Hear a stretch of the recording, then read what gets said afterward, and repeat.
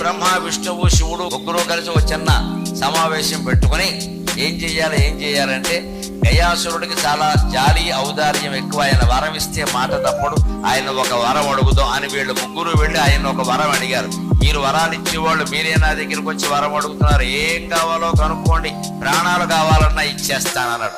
ఎప్పుడు ఆనందంగా ఉన్నప్పుడు వాగ్దానాలు చేయకూడదు, ఆందోళనలో ఉన్నప్పుడు నిర్ణయాలు తీసుకోకూడదు. గయాసురుడు బ్రహ్మ విష్ణు మహేశ్వరుడు తన దగ్గరికి వచ్చేసరికి ఆనందం ఎక్కువైపోయింది. ఆ ఆనందంలో ఏమన్నా అంటే నా ప్రాణాలు అడిగినా ఇచ్చేస్తానని, మాకు అవే కావాలన్నాడు. అందుకే ఆనందంగా ఉన్నప్పుడు ఎప్పుడు వాగ్దానాలు చేయకూడదు, ఆందోళనలో ఉన్నప్పుడు ఎప్పుడు నిర్ణయాలు తీసుకోకూడదు, వాయిదే వేసేయాలి. మనం బాగా ఆనందంగా ఉన్నప్పుడు కొడుకో కూతురో మిత్రులో బంధువులో ఎవరన్నా ఏదన్నా వరం లాంటిది అడిగి అప్పు లాంటిది అడిగితే ఇప్పుడు కొంచెం హడావుడిగా ఉన్నాను కదా, ఒక వారం తర్వాత కనపడమని చెప్పాలి. అప్పుడు ఇంత ఆనందం ఉండదు. లేకపోతే ఈ ఆనందంలో 2 ఎకరాలు రంపేసి వాడికి ఇచ్చేస్తాడు, తర్వాత వీడు బాబరైపోతాడు.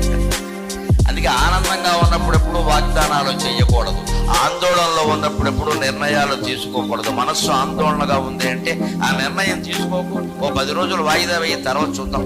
గయాసురుడు ఆనందంగా ఉండగా వాళ్ళకి వరం ఇచ్చాడు, మీ ఇష్టం, నా శరీరాన్ని ఏమైనా చేసుకోండి అంటే వాళ్ళు ఏం కోరారు, మేము యజ్ఞం చేస్తాం, అందుకని ఈ శరీరాన్ని ఉపయోగించుకుంటాం, యజ్ఞం పూర్తయ్యే వరకు నువ్వు లేవడానికి వీలు లేదు అన్న.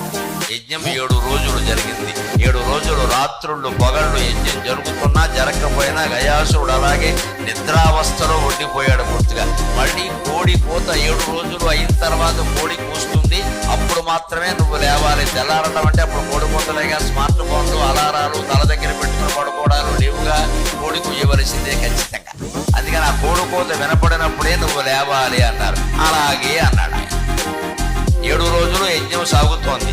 ఎంత చేసినా కానీ నేను లేవట్లేదు, యజ్ఞం సాగుతూనే ఉంది. కానీ మంది వీడిని చంపడం కుదరట్లా, శరీరాన్ని నాశనం చేయాలి, లేకపోతే ఈ దుర్మార్గాలన్నీ ఆగవు. అందుకని వాళ్ళందరూ కలిసి ఒక వ్యూహం పని దుర్మార్గుడిని చంపాలి అంటే వ్యూహాత్మకంగా వెళ్ళాలి. ధర్మం ప్రకారం వెళ్ళిపోదామంటే సరిపోదు అక్కడ. అందుకే శ్రీకృష్ణుడు మహాభారత యుద్ధంలో భీష్ముడిని చంపడానికి ఒక వ్యూహం పన్నాడు, ద్రోణుణ్ణి చంపడానికి అంతే, కర్ణుణ్ణి చంపడానికి అంతే, దుర్యోధనుడిని చంపడానికి అంతే. అంచేది ఎప్పుడు దుర్మార్గుల్ని ఎలా చంపారు అనేది ఆలోచించకూడదండి. అవతల వాడెవడో ఉగ్రవాద ఆయుధాలు పట్టుకుని రోడ్డు మీదకి వచ్చి నిలబడతాడా? పోలీసులు మాత్రం ధర్మంగా పద్ధతిగా నిలబడరా అబ్బాయి, కాలుద్దామంటే కుదురుతుంది. ఎవడు నిలబడతాడు? ఇక్కడ చాటు నుంచే వేసేయాలి, తప్పదు. శ్రీరాముడు అంతటి వాడే చాటు నుంచి వారిని వేసేసాడు. ఎందుకంటే ఆ రోజుల్లో వారే పెద్ద ఉగ్రవాది.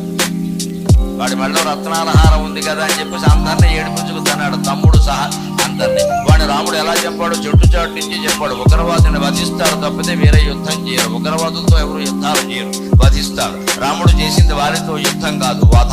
వారి వధ జరిగింది కానీ వారితో యుద్ధం చేయలేదు. ఆ అవసరం ఆయనకి లేదు. వధించేవాళ్ళు ఎలాగైనా వధిస్తాడు, శిక్ష వేసేవాళ్ళు ఎలాగైనా వేస్తాడు. అందుకని గయాసురుడు కూడా